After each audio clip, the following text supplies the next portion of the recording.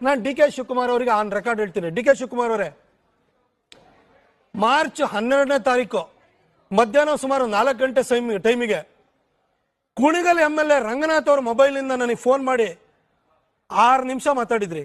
ನಮ್ಮ ಪಾರ್ಟಿ ಬಾ ಟಿಕೆಟ್ ಕೊಟ್ಬಿಡ್ತೀವಿ ಅಂತಂದ್ರಿ. ನಾನು ಮೂಲ ಗುಂಪಾಗಿದ್ರೆ ನನ್ನ ಹತ್ರ ಶಕ್ತಿ ಇಲ್ಲ ಅಂದ್ರೆ ಯಾಕೆ ಸರ್ ಕರೆದ್ರಿ? ನಿಮ್ಮ MLAಗಳ ಹೆಸರಲ್ಲ, ನಿಮ್ಮ MLAಗಳ 4 ಜನದ ಹೆಸರು ಹೇಳ್ಬಲ್ಲೆ.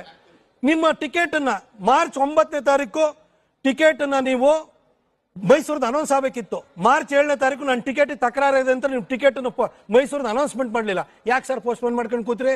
ಆಯ್ತು, ಮಾರ್ಚ್ 21ನೇ ತಾರೀಕುವರೆಗೂ ನಿಮ್ ಟಿಕೆಟ್ ಅನೌನ್ಸ್ ಆಗಲಿಲ್ಲ. ಅಲ್ಲಿವರೆಗೂ ನಿಮ್ 4 ಜನ MLAಗಳ ಹೆಸರು ಸೇರಿದ್ರೆ ಸೆಕ್ಷನ್ ಹಾಕಿದ್ಮೇಲೂ ಯಾಕೆ ಜನ ಸೇರಿದ್ದಾರೆ?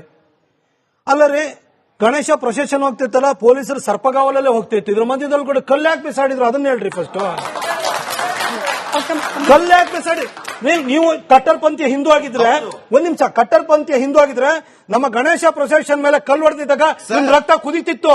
ನೀವು ಕಟ್ಟರ್ಪಂಥೀಯ ಹಿಂದೂ ಅಲ್ಲ, ನೀವು ಯಾವ್ದೋ ಸುಮ್ಮನೆ ಎಲ್ಲಿಂದ ಬರುತ್ತೆ? ಅಲ್ಲ, ಮಸೀದಿ ಒಳಗಡೆ ಕಲ್ಲುಗಳು ಹೆಂಗ್ ಹೋಗುತ್ತೆ? ಏನು ಅಂಡರ್ ಕನ್ಸ್ಟ್ರಕ್ಷನ್ ಇದ್ರೆ ಜಲ್ಲಿ ಇದೆ ಅಂತ ಅನ್ಕೋಬಹುದು. ಕಲ್ಲನ್ನ ನೀವು ಕೊರಾನ್ ಇಟ್ಕೊಳ್ಳಿ, ಅಲ್ಲಿ ನೀವು ಪ್ರಾರ್ಥನೆ ಮಾಡಿ, ನೀವು ಅವರಿಗೆ ಮಕ್ಕಳಿಗೆ ಪಾಠವನ್ನು ಹೇಳ್ಕೊಡಿ.